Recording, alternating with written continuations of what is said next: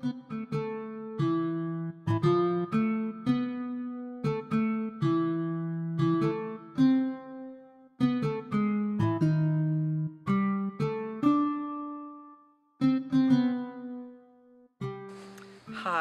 my name is Cram, and I'm a novelist living on Bowen Island near Vancouver in British Columbia. I write historical novels with a bit of an arts twist.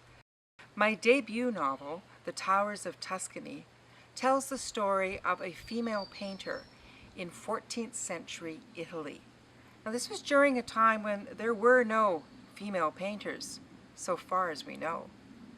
The launch of the Towers of Tuscany took place at the Gallery at Artisan Square in Bowen Island.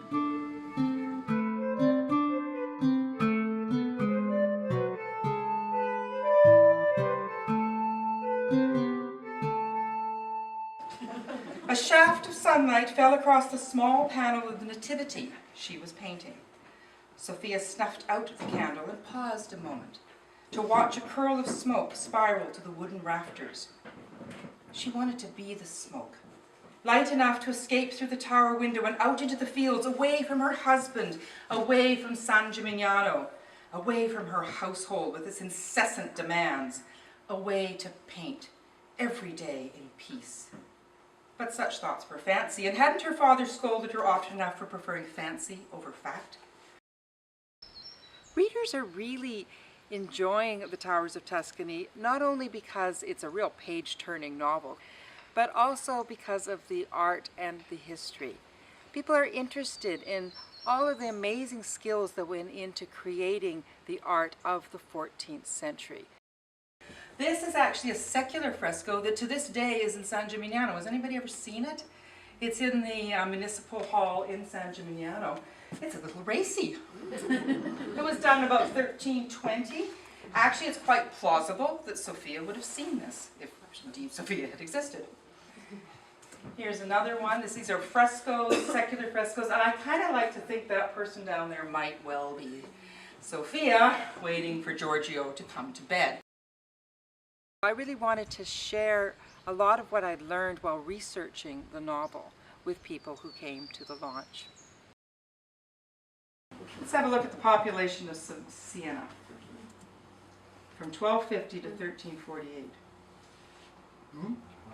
It's getting pretty big. Woo! Uh-oh. Here he comes.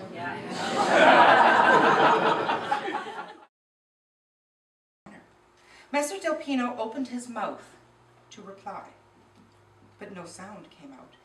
His eyes stared into Sophia's. They looked startled and seemed to search her face for an answer she could not supply. The ruddiness that had suffused his face with wine and good humor drained to a sickly white as a single strand of bright red trickled from his mouth.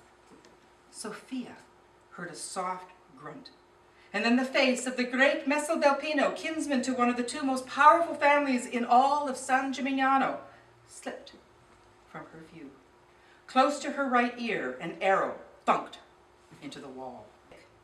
When she raised her head, she already knew what she would see, and was surprised that her only emotion was curiosity.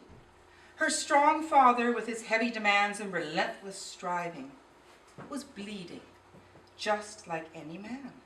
His eyes looked straight into her own. His mouth moved as he tried to form words, but she heard nothing above the wailing and screaming that filled the hall. Thank you.